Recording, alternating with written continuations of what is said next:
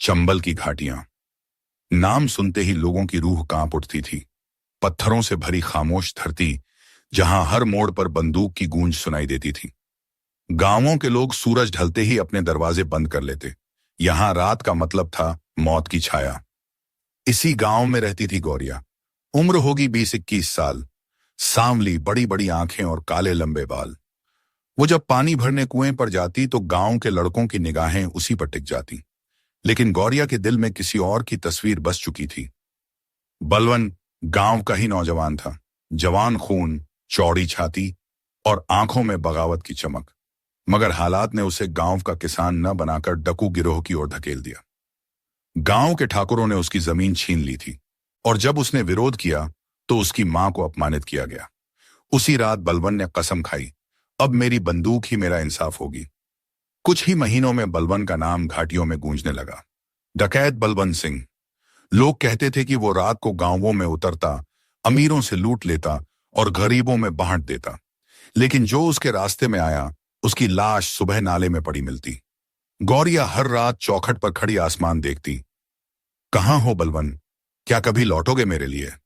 वो दोनों बचपन से साथ खेले थे, लेकिन अब बलवन की दुनिया बंदूक और खून में डूबी थी। फिर भी जब कभी बलवन छिपकर गांव आता तो सबसे पहले गौरिया से मिलने जाता। एक रात, आधी रात को गौरिया की झोपड़ी के पीछे आहट हुई। गौरिया! वो आवाज सुनकर उसका दिल धड़क उठा। दरवाजा खोलते ही सामने बलवन खड़ा था।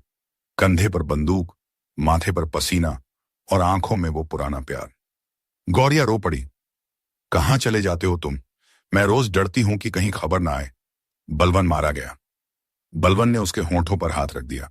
शिशरे, जब तक मेरी सांसें हैं तेरा नाम इन घाटियों में गूंजता रहेगा। उस रात दोनों ने एक दूसरे को कसकर थाम लिया।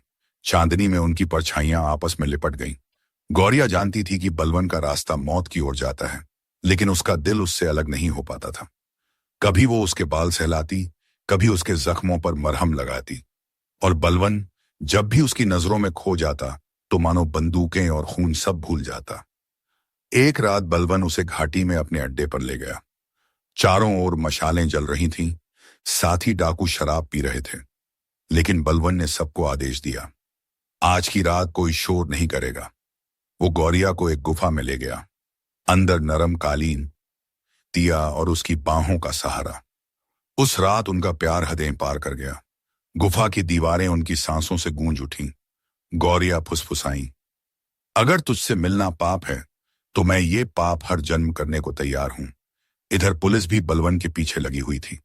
इंस्पेक्टर रणवीर चौहान ने कसम खाई थी कि वो घाटी को डाकुओं से मुक्त करेगा। उसके मुखबिरों ने खबर दी। बलवन इन दिनों एक लड़की के चक्कर में गांव आता है। गांव वालों के बीच डर फैल गया। कुछ लोग कहते गौरिया की वजह से ही बलवन पकड़ा जाएगा, लेकिन गौरिया को परवाह नहीं थी। उसका दिल सिर्फ बलवन के लिए धड़कता था। एक रात जब बलवन आया तो गौरिया ने उसका हाथ थाम लिया। अब छोड़ दो ये डाकूपन, मेरे साथ चलो, कहीं दूर, खेतों में हल चलाएंगे, छोटे से घर में रहेंगे। बलवन ने गहरी सांस ली। गौरिया, मेरी बंदूक ने मुझे डाकू बनाया है। जब तक ये पुलिस और ठाकुर जिंदा हैं, मैं उनका खून मांगता रहूंगा। गौरिया ने आंसू पोंछे और उसकी छाती से लग गई। तो ठीक है, जहां तू जाएगा मैं तेरे साथ चलूंगी, चाहे जंगल हो या मौत। पुलिस ने एक रात घाटी को घेर लिया। गोलियों की बरसात होने लगी। बलवन और उसके साथी मुकाबला करने लगे। गौरिया भी वहीं थी। वो बलवन के सीने से लगकर बोली, आज अगर तेरा खून गिरेगा तो मेरे लहू से भी मिट्टी रंग जाएगी। गोलियों की बौछार में बलवन ने गौरिया को पीछे धकेला। नहीं, तू जी ले, तेरी जिंदगी मेरी आखिरी जीत होगी। लेकिन किस्मत को कुछ और ही मंजूर था।